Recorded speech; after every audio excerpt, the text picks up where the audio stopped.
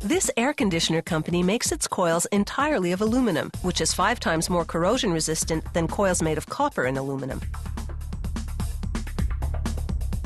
To make the coil, workers position an aluminum tube, called the spine, in the middle of the special winding machine. Then they feed in an aluminum strip. The machine slits the aluminum strip into thin teeth, called fins.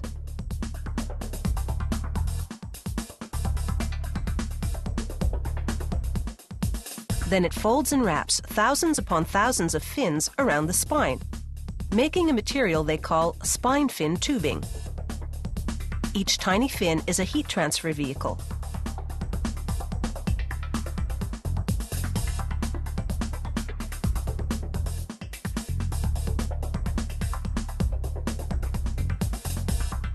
Now, to form the coil, they hook the end of the spine fin tubing to an automated winder. It spirals the spine fin tubing into a large cylindrical shape.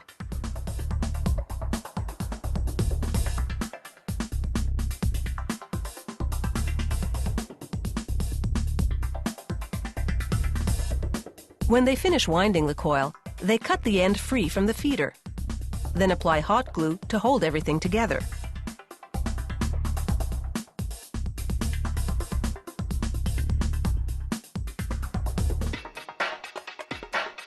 The next machine presses the coil on all sides to form it into the shape of the air conditioner.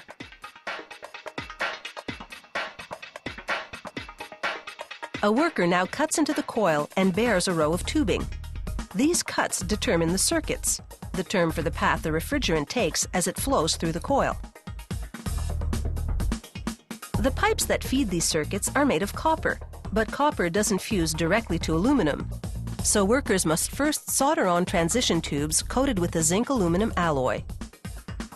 Then they attach the copper manifolds that distribute the refrigerant to the circuits.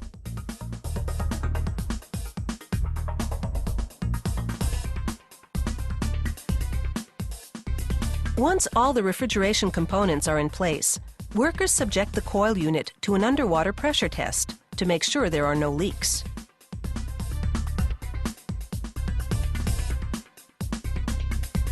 In another department, workers have assembled the air conditioner's compressor.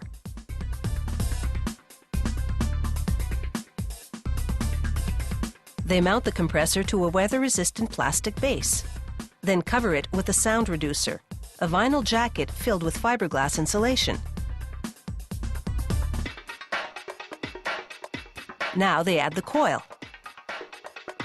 It sits between posts in the base. For an air conditioner to work well, it can't have air or moisture in its refrigeration system. So workers hook up the unit to automated machinery that completely evacuates the lines.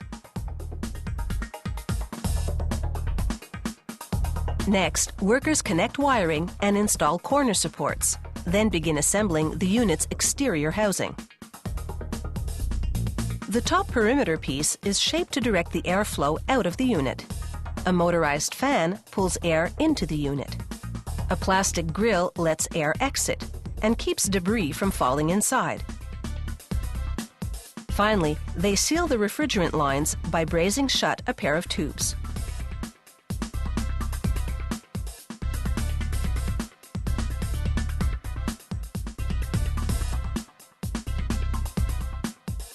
The housing parts are made of zinc-coated steel.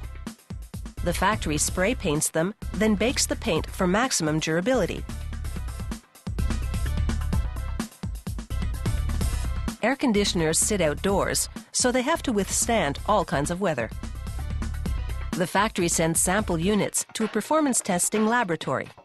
It runs them in extreme heat, extreme cold, rain, and snow to see if, under such harsh conditions, they keep their cool.